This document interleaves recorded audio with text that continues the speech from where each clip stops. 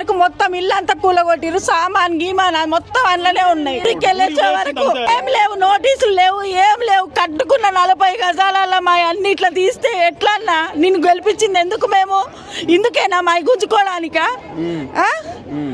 Registration ఉంది, నేను ఈ డాక్యుమెంట్స్ తోటి బ్యాంకులో లోన్ కూడా తీసిన. నేను ఇప్పుడు లోన్ కట్టాలి, నేను ఎట్లా కట్టుకోవాలి? ఎక్కడ ఉండాలి? నా సామాన్ అందులోనే పోయినాయి, అన్ని అందులోనే పోయినాయి.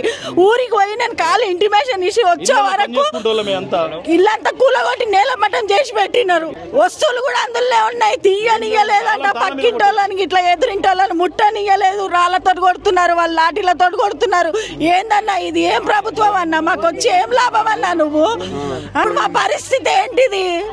మా పరిస్థితి ఏంటిది? మేము ఎవరిని అడగాలి న్యాయం కోసం? ఎక్కడికి వెళ్ళాలి?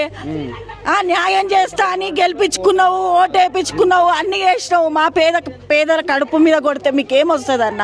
ఇప్పుడు నేను ఇంకా 3 ఏళ్ళు లోన్ కట్టాలి ఆ ఇంటిది.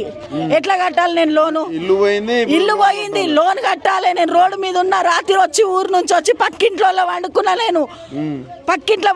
నేను ఊరు నుంచి వచ్చే వరకే నా ఇల్లు కూలగొట్టి పెట్టినారు, సామాన్లు కూడా అందులోనే ఉన్నాయి నాయి. మరి ఎట్లా ఏమీ లేవు. ఇప్పుడు నేను పక్కింట్లో ఉన్నా, మొత్తం కూలగొట్టేసిరన్న. రండి మాది కూడా చూపిస్తా నేను.